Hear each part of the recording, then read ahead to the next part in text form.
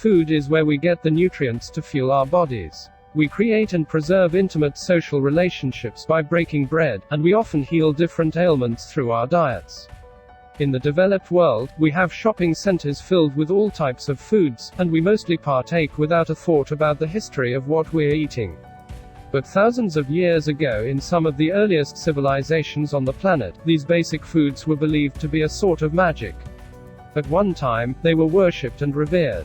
Besides being used to heal specific physical and emotional conditions, certain foods were believed to bring loved ones back from the dead, protect people from evil, and more. Here are some basic foods that were once believed to be magical. Let us explore what are the magic lies within these foods. The amaranth. We are probably all familiar with ancient grains. Whether we incorporate quinoa into our daily diets or see different varieties gracing the feeds of Instagram in the all-too-trendy smoothie bowls, we could each name a few if we had to. But one ancient grain was thought to provide supernatural powers by the Aztecs over 500 years ago. Not only was it a major component of the diets, but it played a vital role in their religious practices. Using honey and sometimes blood from human sacrifices, the Aztecs would often make a paste from the grains and use it to create statues of the gods.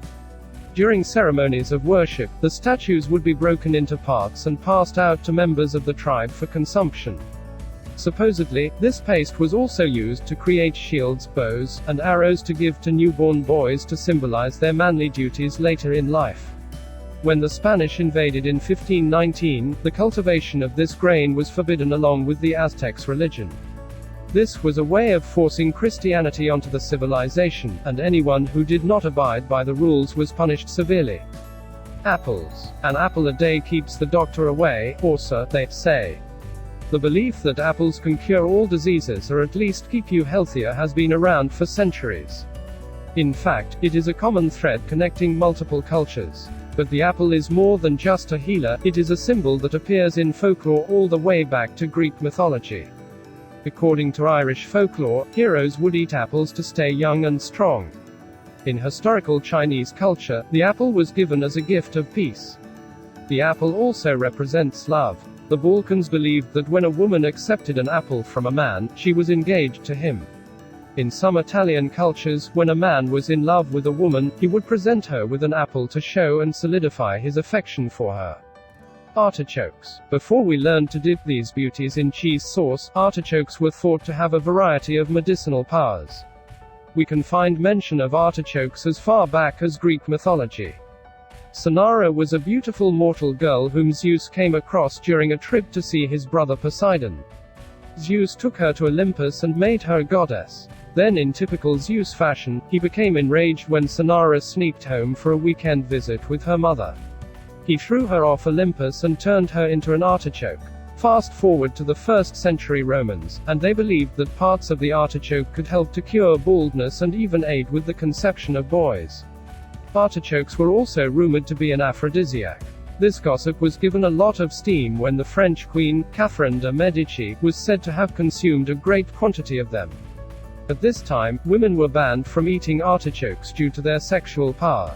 Chives. These little babies are more than just a flavor of a chip. Some people have also produced different flavors of this plant's magical history. Today, we know that chives are native to certain areas of Asia, Europe, and North America.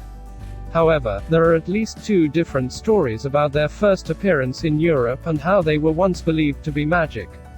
In one version, chives first appeared in Europe in the 13th century when Marco Polo brought them over from China.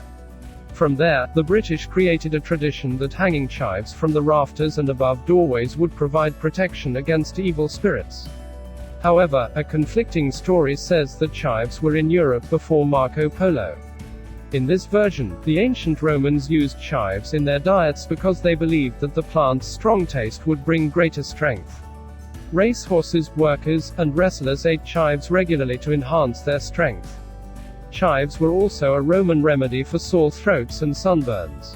Corn. Today, corn is used for more than we even realize. Whether it is the buttery, fluffy movie snack or feed for countless types of livestock, corn is everywhere.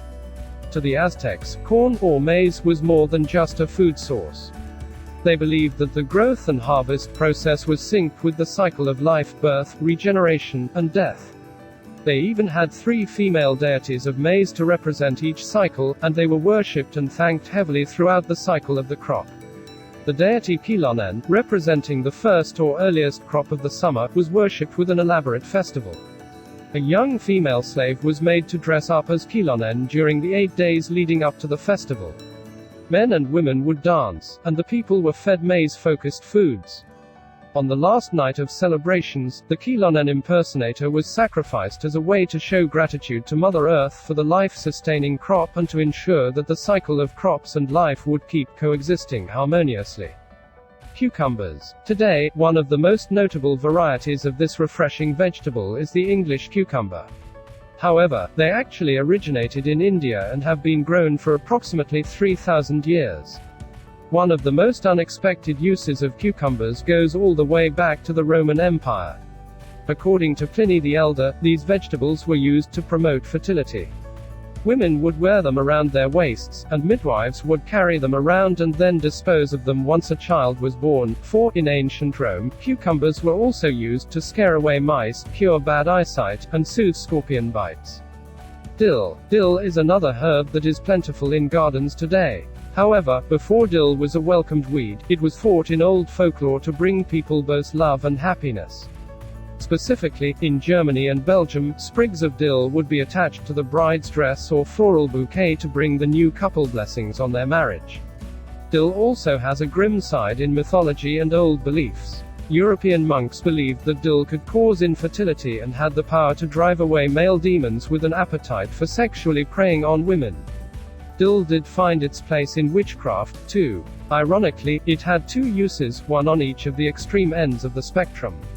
Many believed that drinking a glass of dill water could reverse the effects of a spell cast on you, and hanging sprigs around a home could protect from any impending spells.